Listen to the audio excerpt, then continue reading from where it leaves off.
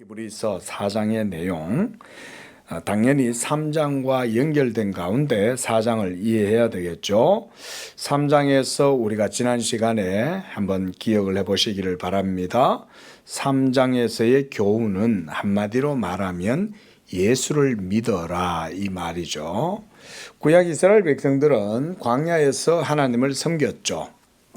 율법 아래에서 하나님을 섬겼지만 구약 이스라엘 백성들은 하나님의 진멸하심으로 말미암아 광야에서 다 죽었습니다. 그래서 히브리서 기자는 그들이 광야에서 엎드러지고 하나님의 진노를 격발해서 결국은 광야에서 다 죽임을 당하게 되었다 이렇게 얘기했고, 그리고 안식에 이제 들어가기를 힘쓰라 이렇게 이제 얘기를 하는데요. 18절에 보면 하나님이 누구에게 맹세하사 그의 안식에 들어오지 못하리라 했냐 이렇게 얘기했죠. 3장 18절에 또 19절에서는 그 결론은 안식에 들어가지 못한 것은 뭐 때문에 못 들어갔습니까? 19절에 보면 그들이 어떻게 해서 믿지 아니함으로 안식에 들어가지 못했다 그랬어요. 근데 여기서 히브리서 기자가 좀 재미있는 표현을 씁니다. 자, 보세요. 안식에 들어가기를 힘쓰라. 지금 우리가 읽었던 이제 이 4장에서도 1절에 보면 그의 안식에 들어갈 약속이 남았다 이렇게 얘기하죠. 또 그 다음 3절에서도 보면 저 안식에 들어가는 도다 이런 얘기가 있죠. 그리고 5절에서도 내 안식에 들어오지 못하리라 그랬고, 또 9절에서도 8절에서도 안식에 대한 얘기, 계속해서 뭐에 대한 얘기를 하고 있습니까? 안식에 대해서 얘기를 하고 있죠. 그런데 광야에 40년 동안 율법 아래에서 하나님을 섬기던 이스라엘 백성들이 광야에서 다 하나님의 진노로 말미암아 멸망당하고 어디에 못 들어갔어요? 아니죠. 가나안에 못 들어갔죠. 가나안 땅에 못 들어갔는데 말씀을 잘 하셨어요. 안식에 본문에서는 사도가 계속 뭐라고 얘기하는 거예요? 가나안 얘기하고 있어요? 안식 얘기하고 있어요? 안식 얘기하고 있는 거죠. 그런데 실제로 광야 40년 이후에 이스라엘 백성들이 들어가지 못한 곳은 안식이라기보다는 가나안 땅이었죠. 그 가나안 땅에 못 들어갔어요. 자, 이런 걸 보면 우리가 여기서 한 가지 중요한 성경의 교훈을 깨닫죠. 바로 가나안 땅에 들어가는 것 이꼴 뭐라고요? 안식에 들어가는 것과 같은 거다 그 말인 거예요. 가나안 땅에 들어가는 것은 바로 안식에 들어가는 것이다. 이 말을 조금 더 우리가 다르게 생각을 해보면 곧 가나안 땅은 안식이고 또 그 안식 이꼴 천국 이렇게 또 생각해도 되겠죠, 그렇죠? 천국에 들어가는 것은 안식을 누리는 것이고 그 안식을 누리는 것은 가나안 땅에 들어가는 것이고 우리가 이렇게 좀 이해를 해보면 될 것 같아요. 하나님께서 아브라함과 이삭과 야곱에게 주리라고 약속하신 그 땅, 그래서 젖과 꿀이 흐르는 땅, 하나님께서는 구약 이스라엘 백성들에게는 이 땅, 지금의 어디입니까? 팔레스타인이죠, 그죠? 네? 그 팔레스타인 땅을 하나님이 아브라함과 이삭과 야곱에게 주리라고 약속하셨던 거예요. 그래서 하나님이 아브라함한테 네 눈을 들어 자 봐라, 네 보이는 모든 것을 내가 너와 너의 후손에게 주리라 그랬고, 또 야곱에게도 하나님이 그렇게 말씀하셨어요, 그렇죠? 바단 아람에 갔다가 형한테 도망갔다가 막 약복강에서 씨름하고 또 돌베개를 베고 누워 잠을 자고 이럴 때 하나님이 딱 야곱에게 나타나서 야곱아, 내가 너와 너의 후손에게 이 땅을 주리라 이러면서 약속하신 거죠. 그랬더니 야곱이 일어나서 돌에 기름을 붓고 서원하면서 이렇게 하나님의 약속의 말씀을 받잖아요. 자, 바로 그 약속의 땅 가나안. 그런데 이제 400년이 지나서 그동안 이 요셉과 함께 애굽에 내려갔던 70인의 사람은 이제 200만이 넘도록 400년 동안 이제 번성을 한 거예요. 그리고 이제 10가지 재앙 이후에 출애굽하고 그렇게 해서 이제 광야로 들어간 거죠. 그 광야 40년의 이제 과정을 사도가 이제 우리가 지난주에 봤던 3장 이제 7절부터 그 얘기를 했던 거죠. 그들이 하나님을 시험하고 그래서 마음을 완고하게 하여 40년 동안 하나님의 매일 진노를 당했다는 거예요. 매일 진노를 당한 거예요. 우리 오늘 아침마다 엄마한테 야단 맞는 것처럼 빨리 해라, 뭐 하지 마라, 뭐 해라 이러면서 말하자면 비유컨대 그런 거예요. 부모들이 자녀를 막 훈계하고 야단치는 것처럼 광야 40년 동안 이 백성들이 완고함으로 하나님의 계명을 따라 하나님을 제대로 섬긴 날이 없는 거예요.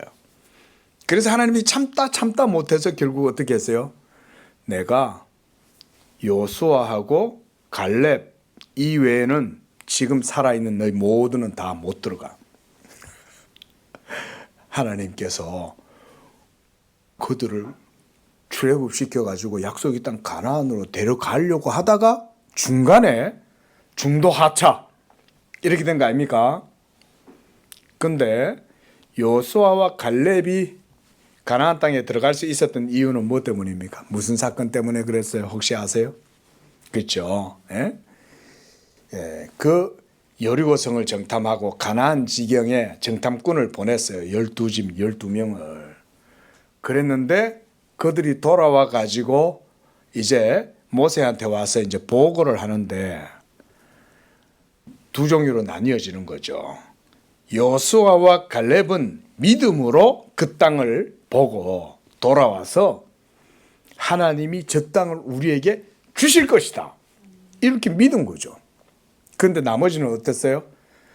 우리는 그 땅 백성들 봤더니 완전 거구야, 짱때만 해 사람들이. 우리는 그들 앞에 메뚜기 같아.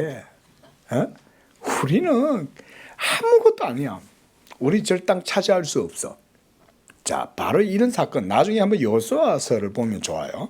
자, 결국 거기서 핵심은 믿음이 있느냐 없느냐 이거였어요.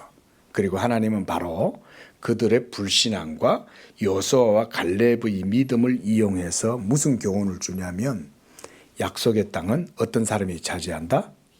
믿음의 사람이 차지한다는 걸 보여주시는 거예요.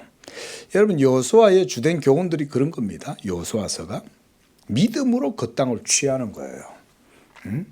갈렙도 믿음으로 그 땅을 취하는 거예요. 우리 그런 찬송 있잖아요, 그렇죠? 그 땅을 차지하리라 그러잖아요. 지금 히브리서 기자는 바로 그 가나안 땅에 들어가는 것을 안식으로 비유하고 있는 거예요. 근데 사실 그것은 땅일 뿐이죠, 그렇죠? 여러분, 하나님께서 우리가 오전 예배 때 맞추어 주심 기억하십니까? 하나님이 우리한테 우리 수준에 맞추어서 진리를 설명해 주시는 거예요. 분명히 우리는 진리로 구원을 받는데 그 진리 그 자체로 얘기해 주면 우리가 못 알아먹어요, 이거를. 그래서 하나님이 그 진리에 빗대어서 모형으로 설명을 해 주는 거예요. 모형으로. 그 가운데 하나가 가나안 땅입니다. 땅. 여러분, 땅 아시죠? 우리는 이 땅을 발판으로 삼고 터전으로 삼아서 살아요. 그게 인생들이에요. 그렇죠? 땅에서 나는 걸 먹어야 되고, 그래서 이 땅은 인생들의 삶에 있어서 굉장히 중요하죠. 그래서 땅의 지경의 그 모든 법적 권리가 굉장히 중요한 거예요. 그 사람의 삶, 생명과도 직결되어져 있죠. 그런 게 땅의 철학이죠. 땅이 얼마나 중요합니까? 그러다 보니까 하나님이 땅을 통해서 하늘의 언약의 복을 비유적으로 보여주는 거예요. 그게. 자, 지금은 우리가 언약의 복을 저 가나안 땅에서 취합니까? 그것도 이미 끝났어요. 왜냐하면 그거는 율법이기 때문에 율법이 이제 폐하여졌죠.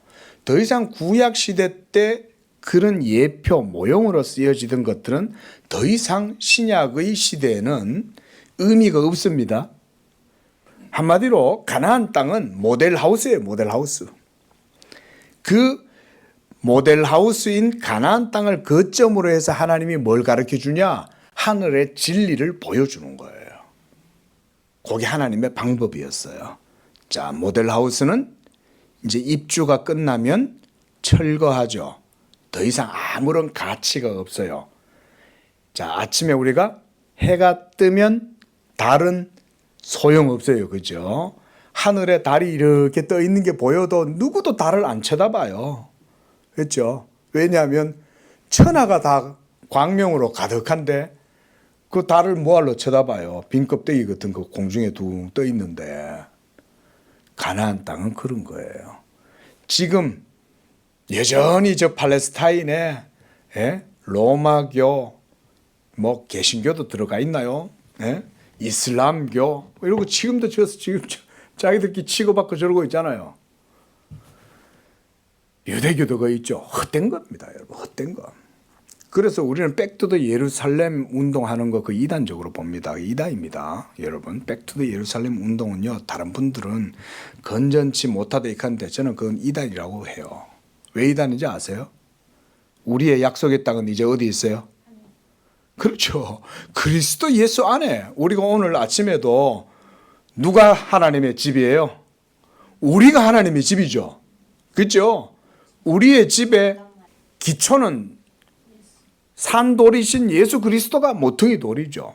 그리고 우리는 그 예수 그리스도의 기초 위에 세워진 하나님의 교회들이고 그 교회가 바로, 그래서 하나님은 이 언약의 복을 가나안 땅을 통해서 구약시대 때는 보여준 거예요. 그래서 우리가 시편 같은 데도 보면 또 모세도 이스라엘 백성들에게 하나님의 율법을 강론하면서 이런 교훈을 많이 했잖아요. 너희가 이 율법을 따라 지키면 하늘에 이슬이 내리고 땅에 기름짐이 있고 나가도 복을 받고 들어가도 복을 받고, 이거를 그 구약의 시대적 상황과 삶을 통해서 그런 식으로 보여준 거예요. 아론의 머리로부터 아론의 수염으로 흘러내리는 기름이 그 옷을 적신다. 이런 표현도 모두가 다 언약의 기름짐을 그렇게 표현하는 거예요. 또 헐몬산의 이슬이, 이런 얘기도 있죠. 그죠? 그런 것들이 모두가 다 구약의 가나안 땅에 있었던 지경들의 이름이죠. 그렇죠? 그런 지경들의 이름과 그런 그런 땅이나 지역의 특성들을 통해서 뭘 보여주냐면 언약을 그렇게 보여주는 거예요. 표상하게 하는 거예요. 그래서 구약에 우리가 보았던 모든 역사서든 시편이든 그런 모든 내용들이 다 거기에 관련되어져 있어요. 그런 걸 구약을 해석하려면, 그래서 우리가 이사야서를 봤죠. 이사야서에도 보면 지역 이름이 되게 많이 나오죠. 그죠? 그런 지역들도 모두가 다 하나님의 언약의 역사성에 기초해서 해석하는 거예요. 오늘날로 말하면 여러분의 언약의 지경은 어디에 있어요? 어디일까요? 여러분들의 언약의 지경의 위치, 그렇죠. 하늘나라인데 그게 어디 있어요? 그렇죠. 맞는 말씀이에요. 맞는 말씀이고 맞는 말씀이에요. 다 맞는 말씀인데 조금 더 우리가 구체적이고 실제적으로 표현을 하면, 예수 믿는 성도들이 모여있는 이 교회가 이제 이 땅에서 우리가 그래도 누리는 언약의 지경들이에요. 그렇게 생각하면 돼요. 여러분, 진짜 아름다운 것은 여기 와서 우리가 말씀을 듣고 성도의 교제를 하고 이런 게 이제 여기에서 이루어지잖아요. 가나안 땅에 안 가도 돼요. 말하자면 여기가 이제 하늘의 복을 누리는 장소가 여기예요. 그렇다고 해서 이 건물이 천국은 아니죠. 여기 있는 우리가 복음을 듣고 교제하고 성령 안에서 함께 연합하고 이렇게 하면 여기가 천국이죠. 그래 따지면 물론 하늘에 완전한 천국이 저기 있지만 우리가 땅에서 복음 안에서 어느 정도 누리고 여기서 그 가치를 향유하잖아요. 향유. 예. 그게 더 이상 이제는 가나안 땅에 갈 필요가 없어요. 그래서 우리가 점진적 계시 오늘 우리가 이제 아침에도 들으셨죠. 그 구약 시대 때는 하나님의 계시가 모형의 형태, 비유, 상징의 형태를 통해서 가나안 땅에 한정지어져 있었어요. 그래서 가나안 땅 밖에는 전부 다 이방이죠. 이방. 그런데 이제 신약 시대 때는 어때요? 이방의 지경이 따로 있지 않죠. 복음이 전해지고 교회가 세워지면 거기가 바로 하나님의 나라가 임하는 것이고 거기에 천국이 다스리고 하나님의 통치가 그 속에 있는 거지 저 이스라엘 땅이 하나님의 통치 영역은 아니잖아요. 그리고 이 교회가 점차 확장되어져 가고 넓어져 가서 전 세계에 퍼져나가는 거죠. 그러니까 보이지 않는 하나님의 교회가 온 세계 가운데 다 퍼져나가는 거예요. 우리 이제 이렇게 이해를 하시면 됩니다. 그렇죠? 자, 바로 그런 것에 대한 안식에 대해서 얘기를 해요. 자, 바로 이런 내용들입니다. 그래서 3절에도 보면 내가 노하여 맹세한 바와 같이 그들이 내 안식에 들어오지 못하리라. 이 안식도 가나안 땅에 들어가지 못하리라 이거 아니에요? 그렇죠? 그 다음에 이건 이제 시편 95편 11절의 말씀을 인용하는 것인데 히브리서 기자는 옛 팔레스타인 가나안 땅을 바로 안식의 비유, 상징으로 쓰고 있는 거예요. 그래서 이스라엘 백성들은 모두 다 광야에서 죽임을 당하고 여호수아와 갈렙만 들어간 거예요. 그래서 여기 보면 본문에도 8절 보세요. 8절 보면 만일 여호수아가 그들에게 안식을 주었더라면 그랬어요. 자, 가나안 땅에 들어간 사람 누구와 누구? 여호수아하고 갈렙 두 사람이죠. 그래서 여기서도 사도는 여호수아가 가나안 땅에 들어가서 자기와 함께 했던 자기가 이끌고 들어갔던 그 백성들에게 안식을 주었냐? 안식을 주지 못했다라고 말하죠. 왜냐하면 여호수아는 가나안 땅에 들어갔잖아요. 그러면 그 가나안 땅이 안식의 지경이라면 아니 여호수아가 그들에게 안식을 줘야 되는데 그 사람들이 그 들어가서 안식했어요? 못했어요? 못했죠. 가나안 땅에 들어가도 매일 사사시대 때 맨날 블레셋하고 전쟁하고 아말렉하고 전쟁하고 그 주변에 있는 모압하고 전쟁하고 뭐 이러면서 쉬지도 못하죠. 그거 들어가고도. 그렇죠. 지금 그런 거를 복음에 빗대어서 설명하고 있는 거예요. 한마디로 지금 4장에서 얘기하고자 하는 요지는 뭐냐면 예수 믿는 사람만이 복음의 참된 안식을 누리는 거다. 그 말하고 있는 거예요. 여호수아는 안식이 들어갔잖아요. 가나안 땅에. 어떻게 들어갔습니까? 믿음으로 들어갔죠. 갈렙하고. 근데도 그들은 들어갔어도 안식은 못 누렸고 그랬지 않냐 그 얘기죠. 자, 그래서 3절에 보면 이미 믿은 우리들은 저 안식에 들어간다 이렇게 말씀했어요. 믿은 우리가 가나안 땅에 들어간다라는 말과 같은 말이에요. 그리고 가나안 땅에 들어가는 조건은 믿음인 거죠. 믿어야 그 가나안 땅에 이제 들어갈 수가 있는 거죠. 자, 여러분 보세요. 모세와 아론조차도 가나안 땅에 못 들어갔어요. 그렇죠? 그 또 놀라운 건 모세도 가나안 땅에 못 들어갔어요.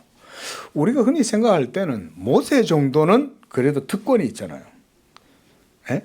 우리 왜 그런 거 있잖아요. 줄서기 이런 거. 우리가 뭐 기회, 찬스 이용하고 이런 거 있잖아요. 아니 우리 아버지가 이 회사 사장인데 내가 왜 이 회사에 못 들어가? 우리가 이렇게 한번 생각해 보시자고요. 그렇죠. 그 회사의 회장님 아들이 그 회사에 취직 못 하겠어요? 우리가 세상에서는 당연하다고 생각할 거 아닙니까? 모세 정도 되면 아이 뭐 하나님이 가나안 땅에 야 모세 정도는 들려주자. 모세는 통과. 라고 할 법도 할 것인데 하나님이 모세를 가나안 땅에 들어가지 못하도록 해요. 그 모세가 죽기 전에 여호와가 이제 야 너 이제 죽을 준비해 이러니까 모세가 이제 호르산에 올라가 가지고 저 건너편 가나안 땅을 바라보면서 막 지극한 마음과 눈으로 그 땅을 바라보면서 하나님께 기도하잖아요. 하나님 나도 저 젖과 꿀이 흐르는 언약의 땅에 들어가게 해주소서. 그랬더니 하나님이 거절하신 거예요. 안 돼. 자, 그토록 아끼고 사랑하던 종이었던 모세를 하나님이 가나안 땅에 들어가지 못하게 하신 것 뭐 때문이었을까요? 그저 하나님이 외고집스럽게 모세의 잘못을 고집어 가지고 질책하고 그것 때문에 야 너 잘못했으니까 못 들어가. 저는 그 정도라고 생각하지 않습니다. 물론 모세가 가나안 땅에 들어가지 못하게 된 사건의 계기가 무리바에서 반석을 하나님이 명하신 대로 치라 그랬는데 모세는 하나님의 명령대로 반석을 친 게 아니고 반석을 치긴 쳐요. 자, 반석을 치긴 쳤는데 하나님의 명령을 따라 친 게 아니라 열받아 가지고 막 패대기를 친 거야 그냥. 한마디로 하나님의 말씀대로 안 한 거예요. 그것 때문에 모세는 가나안 땅에 못 들어가게 됐습니다. 하나님 너무하시네요. 그거 한 번 잘못했는데 너무 가혹하지 않습니까? 그런데 하나님은 그 사건을 뭐라고 얘기하냐면 네가 백성들 가운데에서 내 영광을 나타내지 아니하였으므로 이렇게 말씀하세요. 이것은 율법의 준엄함을 보여줍니다. 율법에 합당치 못하면 누구도 그것을 누리지 못한다는 거예요. 자, 이래 되면 우리는 어때요? 우리는 율법에 합당합니까? 우리는 뭐 두말할 것도 없죠. 아유, 권사님 정말 그렇게 생각하십니까? 예? 맞는 말입니다. 우리는 하나님의 자비하심과 선하심이 아니면 정말 말씀대로 하루에 100번도 더 죽어요. 하나님의 율법에 준엄한 잣대로 여러분에게 들이대면 우리 중에 누구 하나도 살아남아 있을 사람 한 사람도 없습니다. 그런데 하나님이 그 모든 걸 자기의 몸으로 패하시고 우리로 하여금 율법에 대하여 죽게 하고 그리고 이제 복음의 은혜로 우리에게 다가오셔서 자비하심을 나타내니까 얼마나 큰 은혜입니까? 유대인들 모세조차도 가나안 땅에 못 들어간 거예요. 모세조차도. 저는 그래서 하나님께서 이 모세를 가나안 땅에 들어가지 못했던 것을 저는 신학적으로 해석을 합니다. 어떻게 해석하냐면 율법 행위로는 누구도 그 안식 가나안 땅에 들어갈 수 없다는 걸 모세를 통해서 하나님이 딱 보여주신 거예요. 모세조차도 하나님은 안 봐주시는 거예요. 예? 오직 누가 가나안 땅에 들어가요? 믿음으로. 예수 믿는 사람만이 그 하나님의 안식 가운데 들어갈 수 있다. 율법 행위로는 하나님의 의를 이룰 수 없죠, 우리가. 그렇죠? 오직 예수 믿음으로만 하나님 앞에 의롭다함을 얻고 그 믿음으로만 이 복음의 은택을 누리고 복음의 안식을 누릴 수 있다. 이게 복음의 위로이고 안식이에요. 지금 4장에서 핵심은 복음의 안식이.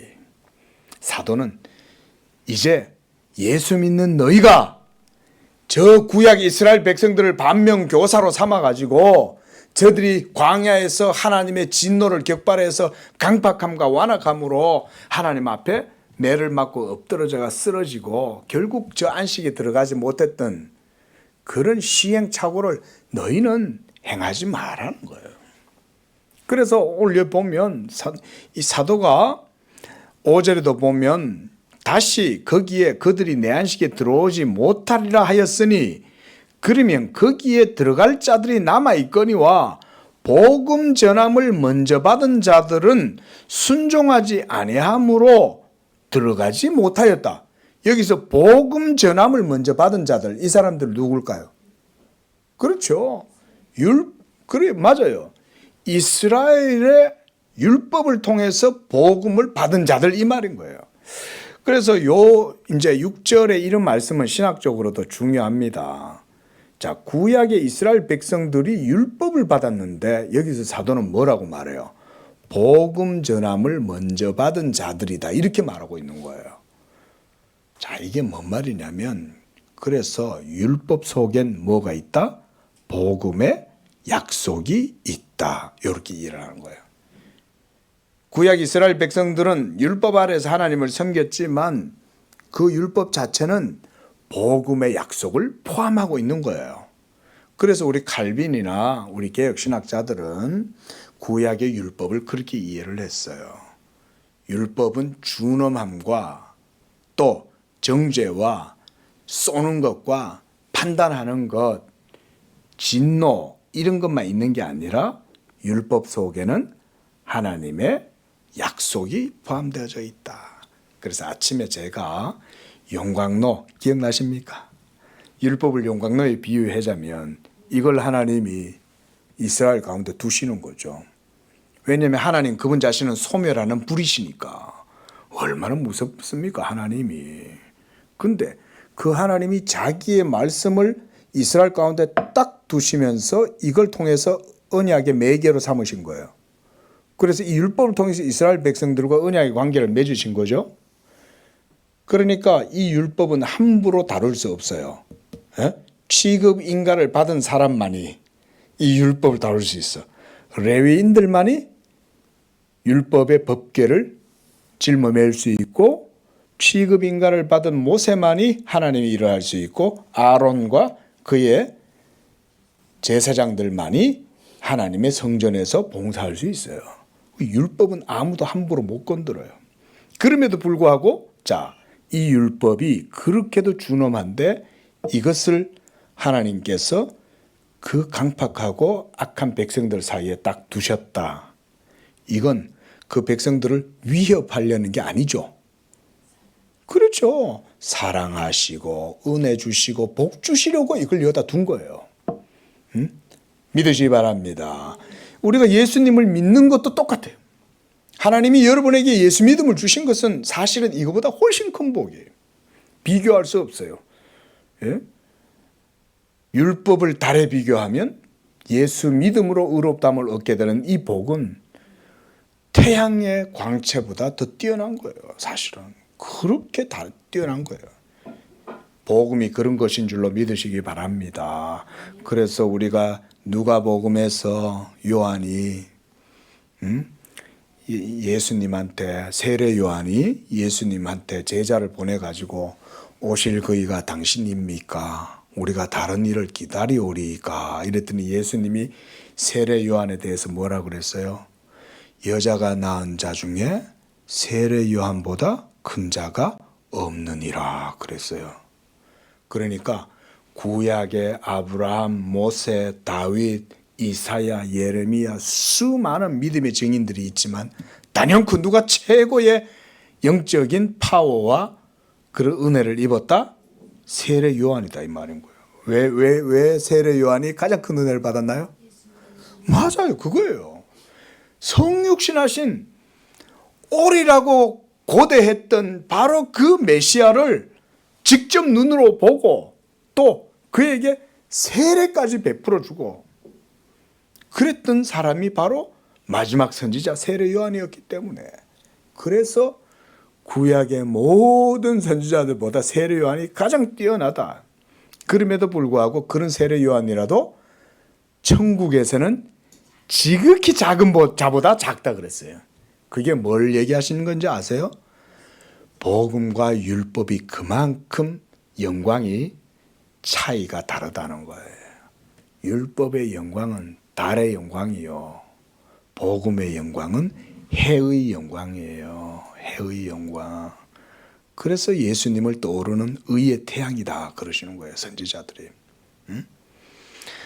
그만큼 다릅니다. 바로 이런 복음의 안식 가운데 들어갈 수 있는 것은 믿음 외에는 없어요. 그래서 복음 전함을 먼저 받은 자들은 그 율법에 순종하지 않았죠. 자, 여러분 순종과 믿음의 관계는 동일합니다. 그래서 우리가 믿음 이러면 순종과 동일하다 생각하시면 돼요. 근데 이스라엘 백성들은 율법에 순종하지 못했죠. 순종하지 못했다는 말은 그들에게 뭐가 없었다는 말이죠? 믿음이 없었다는 말이죠. 예? 그게 율법에 대한 불순종과 완악함으로 드러난 거예요. 그러니까 하나님이 믿음 없이 완악하고 하나님을 대적하는 그 백성들을 진노하셔가지고 그냥 광야에서 가나안 땅, 약속의 땅에는 못 들어가도록 그들은 다 진멸시켜버린 거예요. 자, 여기서 우리가 중요하게 생각해야 될 게 뭐냐면 하나님이 가나안 땅을 굉장히 중요하게 여겼다는 거예요. 모세조차도 못 들어가도록 할 정도로 가나안 땅은 굉장히 중요한 거예요. 그렇겠죠, 그렇죠? 그러니까 모세도 못 들어간 거죠. 왜 그랬을까요? 가나안 땅이 무엇이길래? 복음의 영광에는 하나님의 의가 거기에 딱 직접적으로 관련되기 때문에 그래요. 하나님의 이름과 영광이 모독을 받지 않고 하나님의 의로우심이 회방을 받지 않고 무너지지 않도록 훼손되지 않도록 그래서 하나님이 그것을 딱 그렇게 지키시는 거예요. 가나안 땅은 그만큼 복음을 상징하는 것이기 때문에 하나님이 그걸 더 귀하게 여겨요. 자, 여러분 성경 속에는 이런 내용들이 많습니다. 그중에 우리가 딱 대번 생각나는 것 가운데 하나가 하갈과 이스마엘이에요. 자, 여러분 보세요. 하갈이 이스마엘 놓고 난 다음에 아주 그냥 기고만장한 거예요. 이 여자가 이제 자기 주인의 아이를 낳았으니까 이제 우리가 뭐 드라마 같은 거 사극 같은 거 보면 그런 거 많잖아요. 여자들 질투하는 거.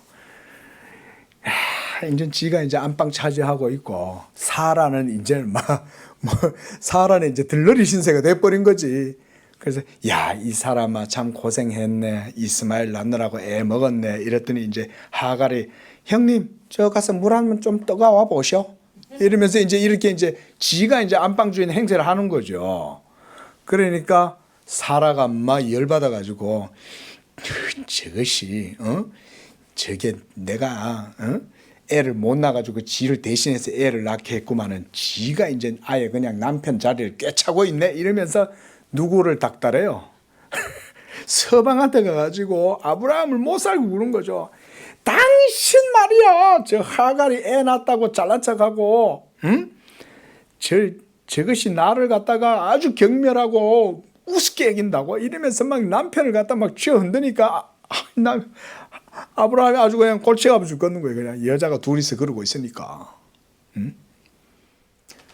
그러니까 사라가 뭐라 그래요? 저거 내쫓아보내. 이렇게 말을 했는데 누가 그 말을 들었어요? 하나님이 들으신 거예요. 아브라함이 고민을 막 하고 있는데 하나님이 아브라함한테 말씀하시는 거예요. 아브라함아, 사라의 말대로 해라 이러는 거예요.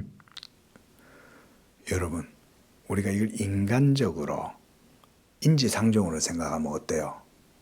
하나님이 매정하죠. 좀 이해가 안 되죠. 그렇죠? 여러분, 그래서 성경을 그렇게 보지 마라. 제가 항상 그 말 하는 거예요. 성경은 성경의 의지가 있고 뜻이 있어요. 성경대로 봐야 돼요. 그러니까 아브라함 깜짝 놀랐겠죠. 아니, 저 이스마엘은 제 소생 아닙니까? 아니다. 응? 너의 이 유업을 이을 자는 이스마엘이 아니라 사라에게서 나는 자라야 한다. 자, 하나님이 여기서 뭘 염두에 두시는 거예요? 하나님의 언약을 염두에 두시는 거죠. 자, 하나님이 뭘 귀하게 여기신다?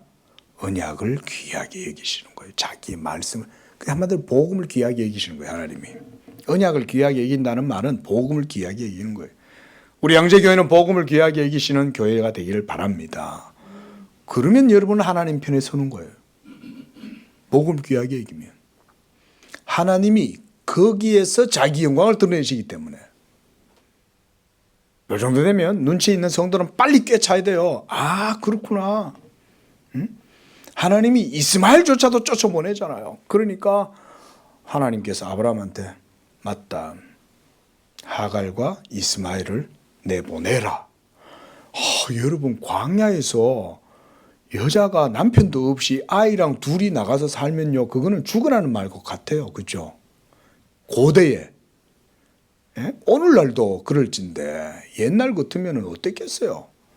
그러니까 그냥 하루치 먹을 물하고 떡만 주고 내보내본 거예요. 매정하죠? 그런데 하나님의 섭리가 거기에 있는 거예요. 그래서 하나님이 하갈이 그냥 그 아이를 보니까 아이가 이제 막 배도 고프고 그죠? 그 광야에서 목은 마르고 너무 슬플 거 아니에요. 쫓겨났지. 주인 집에 이제 돌아가지는 못하지. 그러니까 엉엉 울고 있는데 여호와의 사자가 나타나서 비록 이스마엘이 하나님의 언약의 후사는 아니라도 하나님께서 이 아이를 번성시키실 것이다 하면서 이스마엘이 그렇게 해서 자라가지고 뭐가 됐어요? 이슬람교로 나타난 거예요. 지금 이제 이슬람 세력들이 지금 다 그 자손들이에요. 그래가지고 지금도 이스라엘하고 지금 저 치고받고 싸우고 있는 거죠, 서로. 근데 둘 다 어디로 돌아와야 돼요? 둘 다 어디로 돌아와야 돼요? 가나안 땅으로 돌아와야 돼요? 복음으로 돌아와야 되는 거예요, 둘 다. 유대교도 복음으로 돌아와야 되고 이스마엘 자손들도 복음으로 돌아와야 헬라인이나 유대인이나 차별이 없느니라 라는 이 복음, 아브라함 언약이 거기에서 온전히 되는 거예요. 근데 지금 뭐 복음을 안 받아들이니까 둘 다 저러고 있는 거야. 그냥 치고받고 싸워라 그냥 너들끼리. 언제까지 복음을 받아들이지 않고 그러고 있겠냐. 응? 유대인들도 예수 안 믿고 이스마엘 자손들은 계속 알라나 믿겠다고 저러고 꾸라니를 붙들고 저러고 있고 그러고 있는 거죠. 그게 다 하나님 섭리예요, 여러분. 저 팔레스타인 지금 전쟁터이잖아요. 하나님이 그냥 안 놔두는 거예요. 거기 백투더 예루살렘 한다 웃기고 있네. 하나님의 복음은 그거 아닙니다. 벌 받아요. 하나님의 복음에 역행하면 하나님이 그냥 안 놔둡니다. 복음에는 하나님의 영광과 이름이 딱 걸려 있어요. 그래서 하나님이 복음을 귀하게 여겨요. 하갈조차도 쫓아보내버리는 거예요. 그게 복음입니다. 모세조차도 가나안 땅에 못 들어가요. 그게 복음이에요. 복음이. 복음을 모르니까 다들 그러고 있는 거예요. 복음을 모르니까. 자, 9절에 그런즉 안식할 때가 이때는 언제일까요? 바로 예수 믿고 천국 들어갈 때가 아직 남아있다 이 말입니다. 간단한 말에 말하면. 그래서 10절에 이미 그 안식에 들어간 자가 있어요. 이들은 누굴 어떻게 들어갔을까요? 믿음으로 들어간 거죠. 이미 믿은 우리는 그 안식에 들어가는 거예요. 그리고 그 속에서 하나님이 자기 일을 쉬심과 같이 그도 쉬느니라. 자, 여기에서 쉼, 안식에 대한 개념이 굉장히 깊은 신학적 의미가 있다는 걸 알 수가 있어요. 하나님도 쉬잖아요. 이게 언제 일이 났습니까? 처음 창세기 1장에서 하나님이 만물을 6일 동안 창조하신 다음에 7일째 쉬시죠. 그 다음 그 안식일을 하나님께서 거룩하고 복되게 하시죠. 그러니까 안식일은 굉장히 중요한 날인 거예요. 왜 그 날이 중요한지 아세요? 안식일이 무엇 때문에 중요할까요? 그냥 한 주일 동안 그냥 열심히 기계처럼 일하다가 한 주 좀 몸 좀 쉬게 해줘라. 뭐 이런 정도 사원의 복지? 뭐 이 정도 차원일까요? 아닙니다. 여러분, 안식일 날 하나님의 사람과 하나님 사이에 연합이 이루어진 거예요. 연합. 하나님과의 온전한 연합을 통해서 백성들이 하나님의 안식을 맛보고 누리는 거예요. 누리는 거. 그냥 집에서 그냥 잠자고 이렇게 있는 게 안식이 아니에요. 하나님과 연합하는 거예요. 그러니까 하나님이 자기의 영광스러운 자녀들과 연합하는 이게 중요해요, 안 중요해요? 하나님한테는 중요하죠. 여러분 자녀들과 외식할 때 그냥 대충 안 나가죠. 그렇죠? 자녀들과 외식을 해도 옷도 멋있게 젠틀하게 입고 자녀들하고 밖에서 만나가지고 먹을 때도 아주 폼나게 먹잖아요. 만찬을 그렇게 누리는 거 아닙니까? 하나님과 그 백성이 만나고 연합할 때 거기에서 하나님과 백성 사이에 갈등이 있으면 쉴 수 있어요, 없어요? 갈등이 있으면 못 쉬죠. 서로 만나면 피곤하고 얼굴 보기도 싫을 거 아니에요. 근데 어떤 사람만이 하나님과 화평을 누리고 어떤 사람만이 하나님과 고요하게 연합하고 안식을 누릴 수 있을까요? 예수 믿는 사람이죠.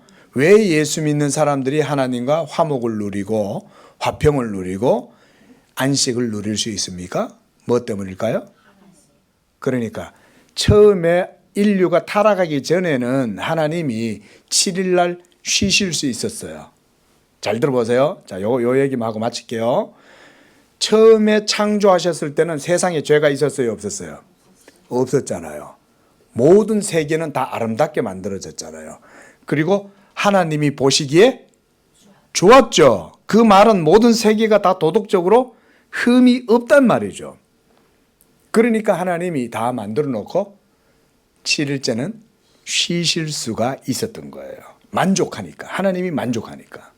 근데 인류가 이 하나님의 안식을 누리는 것은 하나님의 계명에 순종해서 범죄하지 않으면 하나님과 날마다 7일째마다는 하나님과 연합하는 이런 영적인 이런 관계가 이루어지면서 한 주일 열심히 일하고 죄 없는 그 상태로 하나님과 연합하고 그 안에서 참된 안식을 누리는 거예요. 하나님께로부터 주어지는 안식을.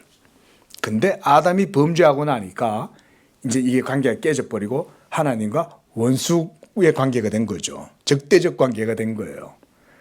근데 이제 여기서 하나님이 저 안식에 들어가도록 길을 열어놓으신 거죠. 그리고 그 안식에는 이제 어떤 사람만이 들어갑니까? 믿음의 사람만 들어가죠. 예수 믿음의 사람만.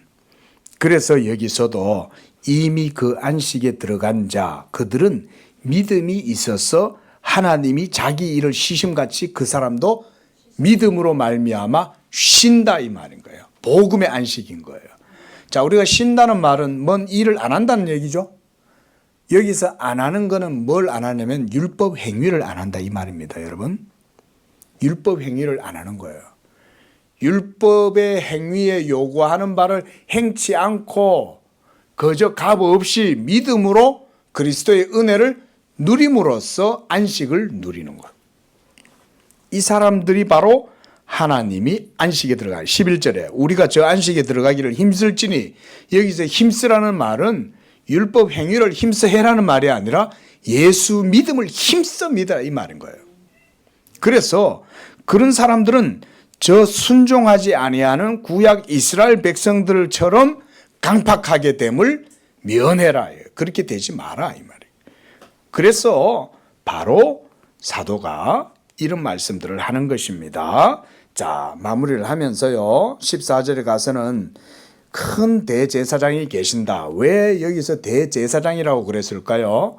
그는 우리의 죄를 담당하시니까 제사장이라고 그러는 거예요. 여러분의 죄를 담당하신 그분이 바로 우리의 주님이시기 때문에 그 예수를 믿을 때에 여러분들의 모든 죄가 다 속함받고, 그래서 하나님과의 관계에서도 트러블이 일어나지 않는다. 하나님이 시심같이 예수 믿는 우리들도 그와 함께 영적인 안식을 누린다. 이것이 바로 복음의 안식입니다. 기도하겠습니다. 자비로우신 주 하나님 아버지, 율법의 진노와 저주 아래에서 그저 하나님께 진노를 당하고, 그래서 결국 율법의 공의 앞에서 죽임을 당할 수밖에 없었던 불쌍하고 비참한 우리 죄인들이지만은 그리스도 예수 안에서 자비하신 하나님께서 우리에게 이제 저 안식에 들어갈 길을 열어주시고, 그래서 누구든지 믿는 자, 즉 예수 믿는 자들에게는 그 안식에 들어갈 수 있도록 은총을 베풀어 주신 줄로 믿습니다. 구약 이스라엘 백성들은 완악하고 강박하여 자기들의 행위를 따라서 하나님께 의롭담을 얻으려 하다가 결국 그들은 걸려 넘어질 돌에 걸려 넘어지고 결국 믿음에서 떠나서 진노를 당하였지만, 그러나 이제 우리는 그리스도 예수 안에서 믿음으로 하나님의 은혜 가운데 섰사오니 우리 성도들이 이 복음의 신앙으로 하나님의 안식을 누릴 뿐 아니라 하나님의 모든 언약의 복도 누리고 그 가운데 하나님을 기쁘시게 하고 영광 돌리는 그런 복된 믿음들이 되게 하여 주시옵소서. 예수님의 이름으로 기도합니다. 아멘.